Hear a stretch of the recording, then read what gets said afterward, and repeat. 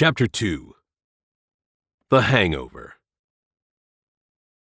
Alex woke to the wailing of his alarm clock at 10 a.m. Ugh, he groaned as he fumbled for the off button. A second more guttural ugh, and he finally managed to find it. Wincing in pain, he pressed his palms against his eyes. His head throbbed, the room was spinning, and after about 30 seconds, he began to remember why. Ken was right. Monkey Nugget was indeed a chick magnet. Alex arrived just about 10 minutes before Ken, and the two of them wasted no time putting a buzz on. As the pretty girls started rolling in, the festive mood, high fives, and calls for another round accelerated. Ken drank his usual Budweiser, while Alex, concerned about his ever-expanding waistline, drank rum and Diet Coke. After about the 9th round, it was all a blur. 6.5 hours flew by in what seemed like 2, and before Alex knew it, that final, horrible moment was upon him, when the bartender cranks up the lights and takes away everyone's drinks. "But you didn't give us last call." Alex slurred in protest. He looked at Ken for backup. "He didn't give us last call." Fortunately, Ken was in much better shape. He assured Alex that the bartender had given last call. More importantly, Ken also managed to get them both home without incident. On average, Alex used to get stinking drunk once every 3 to 4 weeks. He'd wake up in sorry shape and feeling terribly stupid and embarrassed. That would keep him sober for about a month. Lately, however, things had changed. Now he was waking up trashed once or twice per week. Worse, only a handful of his recent binges occurred while partying with his buddy Ken. The rest were all private parties, consisting of Alex, in the basement, a bottle of Bacardi rum, a 2-liter bottle of Diet Coke, and a blank computer screen. A screen that began blank and remained blank long after Alex had passed out. With the room still spinning, Alex looked over and saw the note stuck to his computer. The words stabbed him in the heart. "Write the book." In that moment he realized his note no longer served as an inspiration. It no longer represented the sense of purpose and optimism that he'd felt 6 months earlier. It was now his tormentor. A hammer to his face and his psyche to be suffered every day until he found the story that lay hidden somewhere in his mind. A story he seemed incapable of writing, and equally incapable of giving up on. His aching brain throbbed at the thought of spending another day sitting in front of a merciless blank screen. "Alex! Honey, are you up?" His mother's voice called down from the top of the stairs. "Yeah, Ma, I'm up," Alex replied, trying to sound as normal as possible. "Oh, good. Honey, can you cut the grass for me today? It's getting a little long out back." Alex again pressed both palms over his eyes and winced in pain. "Yeah, Ma, I'll cut the grass." The thought of pushing the mower in the hot sun, the mosquitoes, the humidity, the idea alone nearly made him puke.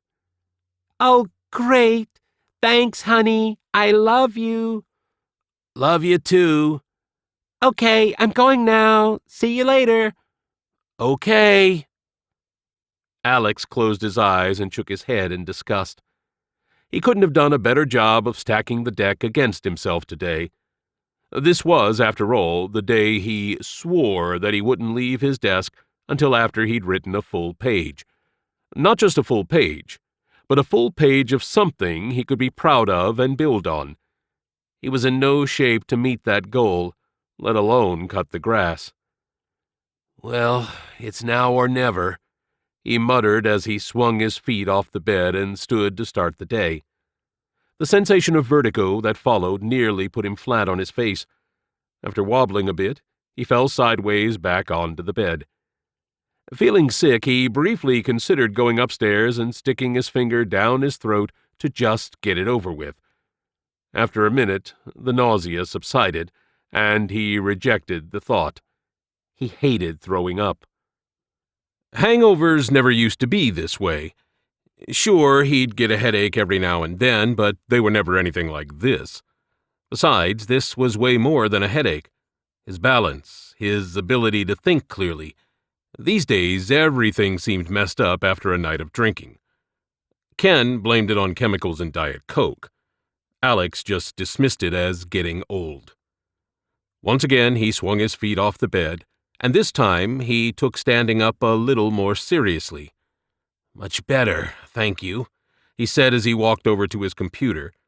Still sick but more angry with himself, he opened his journal file and typed, "Well, I got hammered again. Don't know what the hell is wrong with me. I feel like I'm sabotaging myself. I feel like I'm losing my mind." He sat for a moment, then continued. "How exactly can I expect to get anything done acting like this? What excuse could I possibly have for being such an idiot?" He waited impatiently for his brain to spit out the answer. He'd had these semi-schizophrenic discussions with himself for as long as he could remember, and it wasn't long before his fingers typed the harsh response. "The truth? You want the truth? I'll tell you the truth, Alex. You're a loser." "Oh, great, I'm a loser," Alex typed. "Big help. Gee, thanks for the wonderful insight. Like I couldn't have just come up with that myself. Better yet, I could call my ex-girlfriend, and she'd be happy to tell me all about it. What the hell am I supposed to do with that feedback? I'm a loser. Fine. Now what?" "First of all, stop feeling sorry for yourself. You lost all your money. So what? You have a place to stay, don't you? You have all the free time in the world to do what you've always wanted to do, don't you? You're not going to go hungry tonight, right? Grow up, for God's sake. Acknowledge and take advantage of the opportunity that's staring you in the face, an opportunity that most people don't have." Alex took a deep breath and considered the gravity of what his higher self had to say. The therapy continued. "Alex, have you ever asked yourself why you're so driven to write? What does the title best-selling author represent in your mind?" "I don't know," Alex typed. He chuckled to himself and wrote, "I guess it means that you'll stop calling me a loser." "So being a best-selling author means you're not a loser?" "No. I guess I don't really believe that." "So, dig deeper. Why have you spent nearly your entire life dreaming of being a writer?" Alex sat for more than 10 minutes before typing. "I honestly don't know how to answer that. I just feel like it's what I'm supposed to do. That's why this writer's block is killing me. I never had to deal with this before. Writing used to be effortless, and now it's impossible. I hate every word I've written in the past 6 months. I write and erase, write and erase. I don't have a single paragraph to show for the hundreds of hours I've sat in front of this computer. Not a goddamn word." "Why did you write when you were younger?" "When I was younger, I wrote because it was fun." "So no pressure? You just go where your mind led you?" "Yeah, basically." "And nothing you wrote had to be a bestseller, right?" "Definitely not. I liked writing stuff, and my friends liked reading it. That was good enough for me." "So are you starting to see the answer? You used to write because it was fun. It was a way for you to express yourself. Now, everything that hits the page is being filtered. Your brain is asking, is this good enough? Or, will this be something a publisher will pay for? Or, is this bestseller material? You're killing creativity before it can even begin. Do you remember why you wanted to get rich in real estate?" "Yeah, so I could focus on writing without any financial distractions." "Exactly. No financial distractions. You felt that you couldn't write honestly if your income depended on writing things that a publisher would buy. That was reasonable. But then you spent more than a decade telling yourself, I can't be a writer until I'm wealthy. Well, that's one hell of a financial distraction. And when all of the money you earned began to disappear, how did that affect your dream of being a writer?" "It destroyed it," Alex wrote, surprised by the insight. "I felt like I had to let it go." So, think about that. You began your life as a writer. Then, for some ridiculous reason, you decided to tell yourself that you weren't a writer, that you would become one after you'd earned a lot of money. When the money evaporated, you never changed the story playing in your head. It isn't simply that you're not the writer you envisioned. It's much worse than that. According to the story you've told yourself for the past decade, you're not a writer at all. "Damn, that is seriously heavy," Alex muttered to himself. When you were a kid, you didn't need to be rich to be a writer. You didn't need a paid-off house, a big fancy writing desk, and a high-dollar agent. It was enough to have this exact same basement, a pencil, a pad of paper, and a couple hot meals per day. You might as well be rich, Alex, because you have everything you need. Your mother isn't going to throw you out, and in the worst-case scenario, you're going to run out of money and have to file bankruptcy. Is that really the end of the world? Did you grow up thinking, "Man, I hope I never have to file bankruptcy"? Or did you grow up thinking, "Someday, I want to write a book that I can be proud of"? Sometimes these self-help sessions really paid off, and today was a perfect example. Alex figured out a long time ago that psychologists couldn't compete with honest self-analysis, and he'd gotten pretty good at analyzing himself over the years. Nobody had better access to Alex's brain than Alex himself. If he was willing to be honest, he could easily find some good answers. He put forward one final sincere objection. "Okay," Alex typed. "That is extremely helpful. But I do want to get out of my mother's basement, for God's sake. I'm a grown man." Understandable, but that isn't what you're supposed to be focused on right now. If you sell your car and use your savings, you can easily pay your bills for 18 months. That's more than enough time to write something you can be proud of. What would you prefer to have done 18 months from now? You've moved out of the basement, or you've written your book? Obviously, I'd rather have my book written. Okay then, write your book. Lose the bestseller crap. Forget about whether people will love or completely ignore it. If you're hung up on that, you'll get nowhere. If there is an opportunity to earn money and help get you out of the basement, great. That's a bonus. But writing the book is the most important thing. And you have everything you need right here and now to get that done. Alex felt an amazing amount of tension, self-loathing, and insecurity, all of which had been accumulating during the real estate collapse, leave his body. His mind was calm for the first time in years. He felt an amazing sense of clarity, gratitude, and peace, despite his horrible hangover. He checked the clock and, to his surprise, realized he'd been writing for nearly an hour. This knocked his enthusiasm up another notch. Though he wouldn't use what he'd written today in his book, he had no problem applying it toward his goal of one page that he could be proud of. What he'd written today certainly met that standard, because it led to an extremely important insight. He was a writer. It didn't matter whether he was wealthy or not. It didn't matter whether he was a best-selling author or not. It didn't even matter whether a publisher paid him for his manuscript or not. All of these things would be a great bonus, but they would no longer define him. Alex's imagination began stirring almost immediately. A character popped into his head, and he quickly jotted down a rough sketch. Joe Riggs, a down-and-out real estate investor, forced to live in his crazy mother's basement, discovers that the financial crisis of 2008 was a manufactured event. A handful of powerful bankers not only orchestrated it all, but they became even wealthier in the process. As powerful insiders, they used their wealth and influence to guarantee maximum profits and zero accountability. They had laughed all the way to the bank. Joe, an ex-Special Forces soldier, would laugh last. Alex's creative impulse took a deep breath, and it felt really good. But just as he began visualizing how Joe Riggs would bring the guilty to justice, he thought of his mother. She knew Alex planned on writing a book, and she looked forward to reading it. But she wouldn't approve of the violent scenes that were now unfolding in Alex's mind. "You're doing it again, Alex," he thought. "You're killing creativity before it can even begin." But it was true. His mother wouldn't approve, and this was another mental block that he had to overcome. Alex's writing always gravitated toward dark topics: blood, guts, and vengeance, demons, vampires, and sociopaths. By the age of 13, demented stories poured like water from his mind, and they became progressively more graphic and violent as the years passed.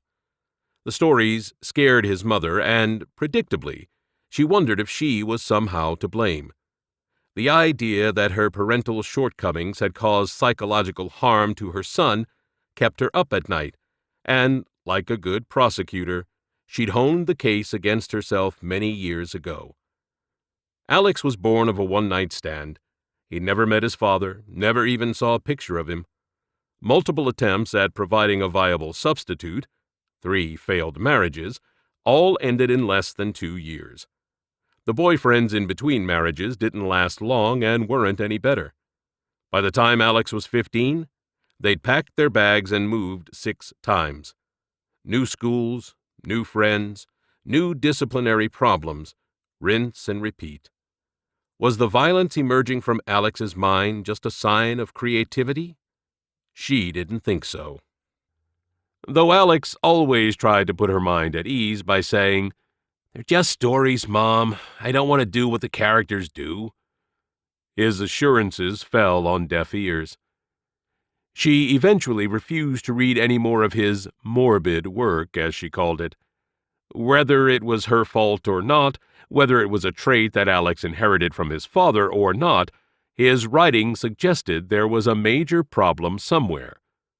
Coupled with Alex's periodic outbursts of rage, she truly feared that the storylines he was writing in his head might one day be written in real life. All of this was clear to Alex. He knew exactly how his mother felt, but he didn't really know how to calm her fears. More importantly, with his new Joe Riggs character fresh in his mind, he had to admit that she had a point.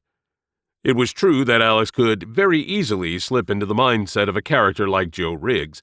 In fact, he'd already caught himself doing so. Over the past 6 months, Alex spent a lot of time trying to figure out exactly what went wrong with the economy.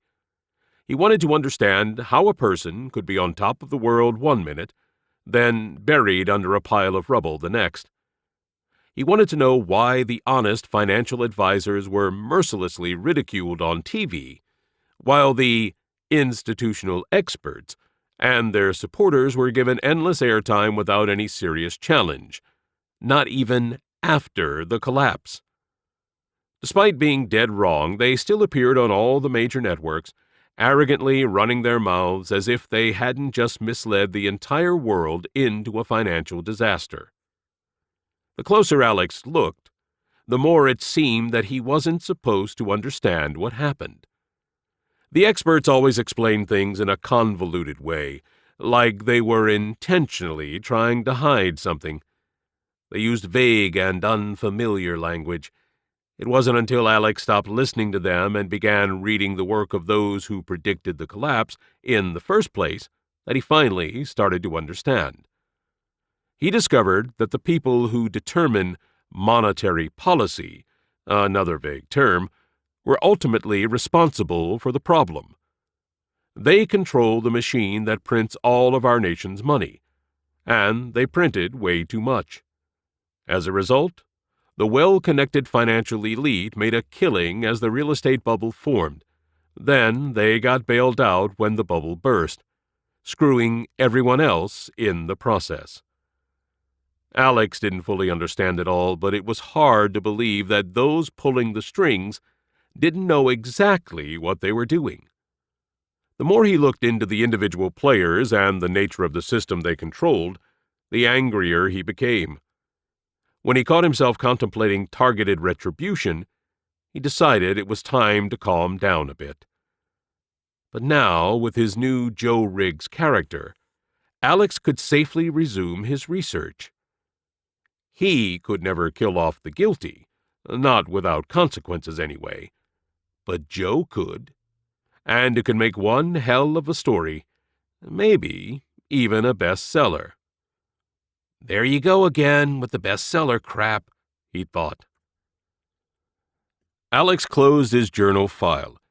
He was feeling pretty good, despite the hangover, and was ready to cut the grass. It was still early, so the temperature outside would be tolerable.